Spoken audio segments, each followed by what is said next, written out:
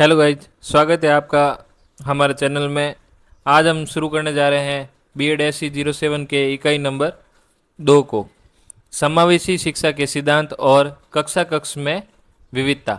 हमने इकाई 1 में पढ़ा था समावेशी शिक्षा क्या होती है, किसे कहते हैं, हास्यकरण क्या होता है, पृथक्करण क्या होता है, समेकन क्या होता है।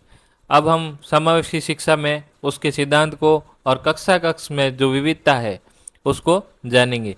इस इकाई के अंदर जो संरचना है 2.1 परिचय, 2.2 उद्देश्य, 2.3 में है समावेशी शिक्षा के सिद्धांत, 2.4 में कक्षा कक्ष में विविधता का तात्पर्य और 2.5 में कक्षा कक्ष में विविधताओं का समायोजन हम कैसे करेंगे। और इकाई का सार 2.1 परिचय। समावेशी शिक्षा का अर्थ प्रत्येक बच्चे, चाहे उसकी क्षमता, पृष्ठभूमि, भाषा, लिंग, किसी भी प्रकार की विविधता में ही क्यों ना हो, उसे गुणवत्तापूर्ण शिक्षा प्रदान करना। इसका अर्थ यह है कि एक ही छत के नीचे, चाहे वो सामान्य बच्चा हो, चाहे विशेष बच्चा हो, चाहे वो किसी भी जाति, धर्म, लिंग से आता हो, उसका उस स्कूल में, उस कक्षा कक्ष में उसकी एंट्री करना। इसका उद्देश्य समान अवसर मिले, व्यक्तित्व विकास हो, सामाजिक भागीदारी सुनिश्चित हो और आत्मविश्वास बढ़े। अब हम जानेंगे समावेशी शिक्षा के जो सिद्धांत है वो क्या क्या है। सबसे पहला सिद्धांत है शैक्षिक अवसरों की समानता। जब हम समावेशी शिक्षा लागू कर देते हैं विद्यालय के अंदर, तब हमें सबसे पहले भेदभाव को मिटाना पड़ता है। सभी बच्चों को बिना भेदभाव के समान अवसर मिलना चाहिए, चाहे वो दिव्यांग बच्चा हो, चाहे वो सामान्य बच्चा हो। अब दूसरे नंबर पे है बाधा रहित अनुकूलित शैक्षिक वातावरण। बाधा रहित का अर्थ है कि जब दिव्यांग बच्चा विद्यालय में प्रवेश करता है तो वो अपने आप को कठिनाई महसूस ना करे। जैसे उसको जाने के लिए रैंप, उसके बाद में उसके ग्रिपर और टैक्टाइल्स, हर चीज़ उसको सुविधाजनक हो, मतलब उसके लिए बाधा का रूप ना बने। और अनुकूलित शैक्षिक व्यवहार, यानी सामान्य शिक्षक के साथ साथ विशेष शिक्षक भी वहाँ पे हो, को करिकुलम एक्टिविटी भी उन बच्चों को करवाई जाए। पहला सिद्धांत हो गया शैक्षिक अवसरों की समानता, आपने उनको विद्यालय में प्रवेश दे दिया। दूसरा है बाधा रहित वातावरण। तीसरा है सभी के लिए शिक्षा का सिद्धांत, प्रत्येक बालक को शिक्षा का अधिकार है, किसी को हम वंचित नहीं रख सकते। चौथा है प्रत्येक बालक सीख सकता है। हम ये नहीं सोच सकते कि ये दिव्यांग है या ये सुन नहीं सकता या ये देख नहीं सकता, इसका मतलब ये नहीं है कि ये सीख नहीं सकता। काफ़ी ब्लाइंड पर्सन ऐसे हैं जो आज DM पोस्ट पे भी बैठे हैं, तो हम ये नहीं कह सकते कि कोई भी बच्चा सीख नहीं सकता। प्रत्येक बच्चा अपने आप में यूनिक है, व्यक्तिगत विभिन्नता रखता है और वो कुछ भी सीख सकता है। अब अपने सिद्धांत नंबर 5 है दिव्यांगता एक समस्या नहीं है, विविधता है। क्योंकि अपन को पता है कि दिव्यांग बच्चा, जैसे सामान्य बच्चों में विविधता होती है, हमें देखने में जैसे अलग अलग चेहरे भी होते हैं लोगों के, इंसान के, वैसे ही इन बच्चों में भी दिव्यांगता को आप अलग ना दृष्टि से देख के उन्हें विविध दृष्टि से देखिए कि भाई ये हमसे कुछ विविध है, ना कि दिव्यांग। 6 नंबर है सामाजिक न्याय का सिद्धांत, सभी के लिए समान अधिकार। जो भारतीय न्याय संहिता में सभी के लिए समान अधिकार का उल्लेख किया गया है और RT 2009 के अनुसार सभी को शिक्षा मिलनी चाहिए, उसके तहत हम इन दिव्यांग बच्चों को शिक्षा से वंचित नहीं रख सकते। 7 नंबर है अनुकूलित व लचीला पाठ्यक्रम।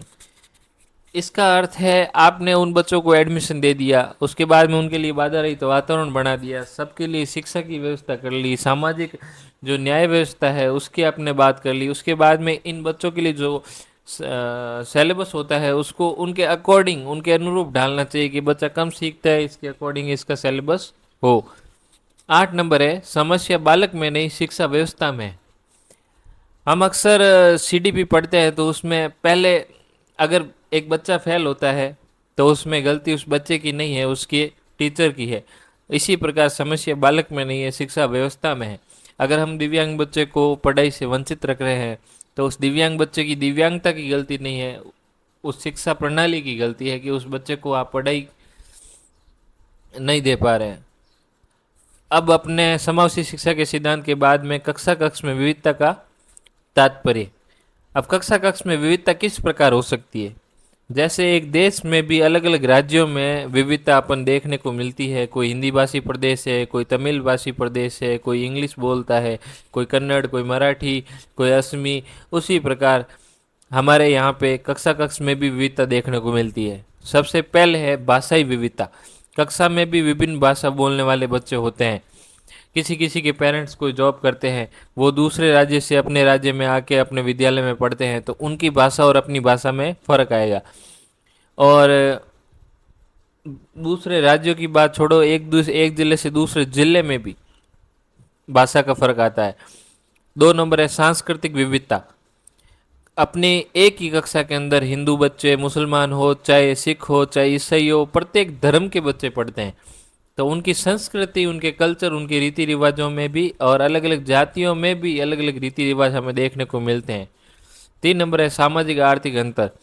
अब हम अक्सर ये भी देखते हैं कि कुछ बच्चों के पेरेंट्स तो उनको पर्सनल कार में उनको ड्रॉप करके जाते हैं, और कुछ बच्चों के पेरेंट्स हैं उनको साइकिल में ड्रॉप करके जाते हैं। तो उनकी जो आर्थिक स्थिति है उनकी भी अलग अलग निर्भर करती है।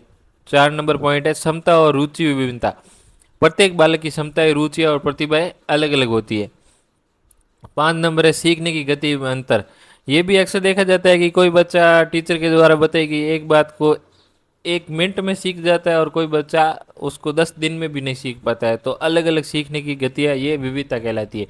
कक्षा कक्ष में विविधता का तात्पर्य है कि कक्षा कक्ष में भाषाई, सांस्कृतिक, सामाजिक, आर्थिक, क्षमता, रुचि और सीखने की गति के आधार पर अलग अलग प्रकार के बच्चे कक्षा में उपस्थित रहते हैं। अब कक्षा कक्ष में विविधताओं का समायोजन हम कैसे करेंगे? जैसे अलग भाषा भाषी बच्चे हैं तो उनका समायोजन कैसे करेंगे? तो सबसे पहले तो इसमें अध्यापक की भूमिका महत्वपूर्ण होती है। अध्यापक सभी बच्चों का ऑब्जर्वेशन करे, उनका बिहेवियर जाने, वो किस किस भाषा से संबंध रखते हैं, उनकी आवश्यकताओं को समझे, उन्हें शिक्षक सहयोग दे। सबसे पहला पॉइंट इसमें समायोजन के लिए अध्यापक की भूमिका। सेकंड है शिक्षण विधियाँ। ऐसी शिक्षण विधियों का उपयोग की जाए जो बच्चे के लिए, बच्चे की क्षमताओं के विकास के लिए उपयोगी हो। 3 नंबर है प्रधानाचार्य की भूमिका।